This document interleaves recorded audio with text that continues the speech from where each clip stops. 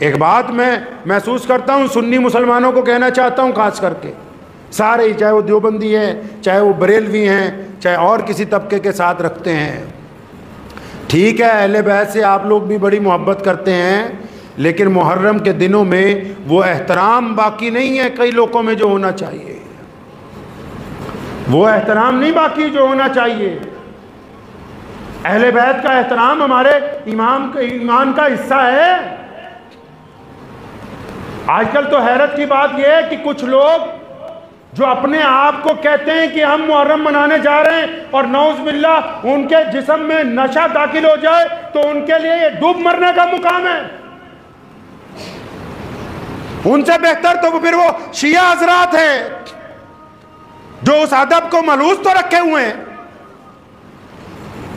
آپ کس انداز کے ساتھ محرم کو سڑکوں کے اوپر اتر رہے ہیں کہ دیکھنے والوں کو یہ محسوس ہو رہا ہے کہ دیکھو یہ کسی ادب کے دائرے میں نہیں ہے۔ اہل بیت کا ادب جو ہے وہ نہایت ضروری ہے۔ اہل بیت کے ادب کے لیے ضروری ہے کہ آپ باوضو ہوں، اہل بیت کے ادب کے لیے ضروری ہے کہ آپ کے زبان پر درود پاک کا ورد ہو، اہل بیت کے اس وقت ادب کے لیے ضروری ہے کہ نماز کو اس کے وقت پر ادا کیا جائے۔ اور آج کل تو اللہ معاف فرمائے، ابھی ایک صاحب نے ایک ویڈیو کلپ دکھایا تو اس میں ایک بڑے گھرانے کے مولانا صاحب اسٹیج پر بیٹھے ہوئے اور پیچھے ان کے نام کے آگے لکھا ہوا اولاد رسول، نعوذ باللہ۔ ارے پیارے پیغمبر محمد رسول اللہ صلی اللہ تعالی علیہ وسلم کی اولاد ہونا کوئی معمولی بات نہیں ہے۔ سیدنا امام احمد رضا خان بریلوی رحمۃ اللہ علیہ کے واقعات میں لکھا ہے ایک جگہ کہ ان کے گھر کے پاس سید صاحب ایک رہتے تھے، تو اچانک ایک دن ان کے گھر آیا کرتے تھے اکثر بیٹھک میں، اچانک ایک دن آئے تو اندر ان کے گھر کی خواتین بھی تھیں، تو فوراً معذرت کہتے ہوئے واپس آئے، تو حضرت نے خواتین کو پہلے پردے میں بھیجا، پھر سید صاحب کو بلایا، پھر سارے گھر والوں کو کہا کہ غلطی ہماری تھی کہ ہم لوگ پردے میں اس وقت نہیں تھے، لیکن حضرت نے کیوں معذرت کی؟ معذرت کرنا تو ہمارا کام ہے، یہ اہل بیت کا مقام ہے کہ اتنا بڑا آدمی اپنے گھر والوں کو کہہ رہا ہے کہ اب تم دوبارہ معذرت کرو۔ اور کئی جھوٹے اہل بیت بن گئے، نعوذ باللہ کئیوں نے جھوٹے اہل بیت بننے کی کوشش کی ہے۔ یاد رکھو محمد الرسول اللہ صلی اللہ تعالی وسلم کے جو اہل بیت ہیں، ان کی جو روش ہے، ان کا جو طریقہ ہے، دنیا کا کوئی بھی آدمی اس درجہ تک نہیں پہنچ سکتا جو درجہ اللہ تبارک و تعالیٰ نے ان کو عطا کر دیا۔ سنو اہل بیت کی پہلی خاصیت، جو محمد الرسول اللہ کی اولاد میں سے ہوتے ہیں وہ بے خوف ہوتے ہیں، جو محمد الرسول اللہ کی اولاد میں سے ہوتے ہیں وہ کبھی کسی سے زکوٰۃ نہیں لیتے، جو محمد الرسول اللہ کی اولاد میں سے ہوتے ہیں ان کے چہرے پر نگاہ نہیں ٹکتی، کیونکہ وہ سید ہوتے ہیں۔ جو محمد الرسول اللہ صلی اللہ علیہ وسلم کی اولاد میں سے ہوتے ہیں وہ لوگوں کی چمچہ گریاں نہیں کرتے۔ محمد رسول اللہ کی اولاد میں سے ہونا دنیا کا سب سے بڑا اعزاز ہے، کسی کے بینر پر لکھنے سے کوئی اولاد رسول نہیں بن سکتا ہے۔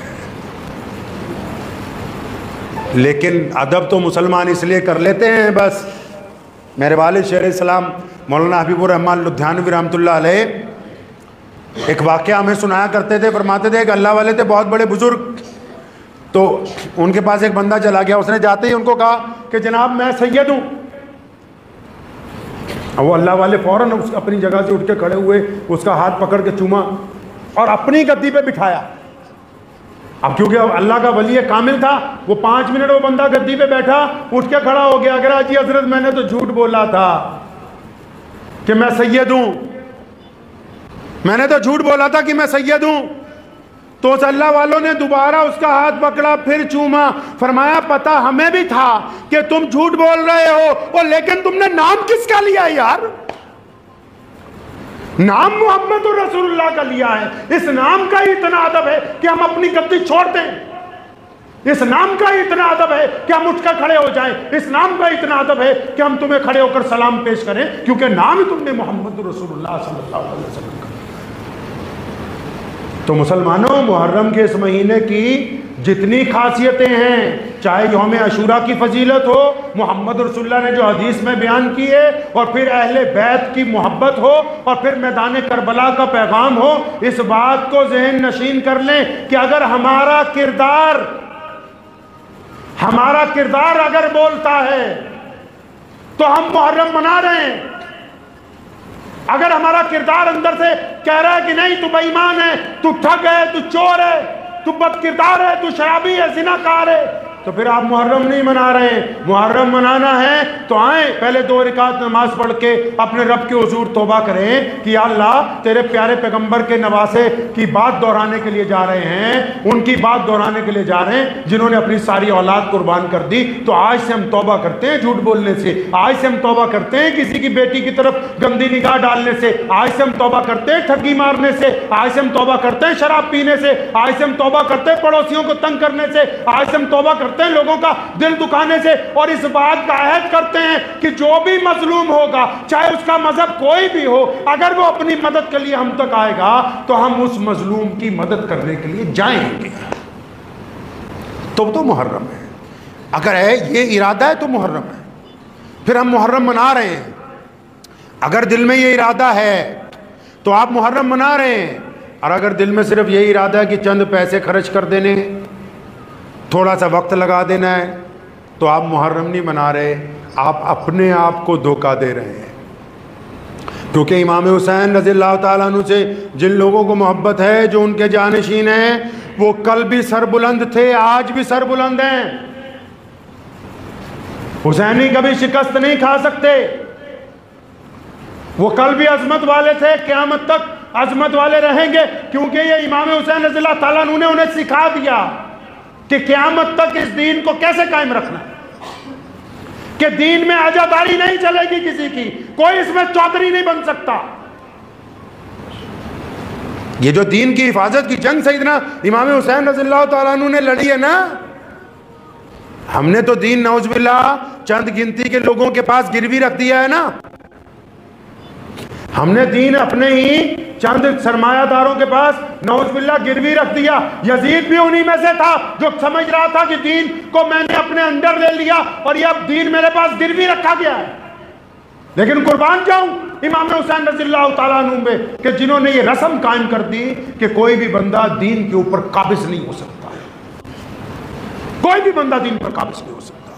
چاہے وہ بڑے سے بڑا خلیفہ ہو، چاہے وہ بڑے سے بڑا مولوی ہو، چاہے وہ بڑے سے بڑے ادارے کا محتمم ہو، چاہے وہ بڑے سے بڑے مسلمانوں کا ممبر پارلیمنٹ ہو، کوئی بھی بندہ دین کے اوپر قابض نہیں ہو سکتا۔ اپنی مرضی سے کوئی اس دین کو ادھر ادھر نہیں کر سکتا۔ یہ دین اسی روش پر چلے گا جو محمد رسول اللہ صلی اللہ علیہ وسلم نے قائم فرمائی ہے۔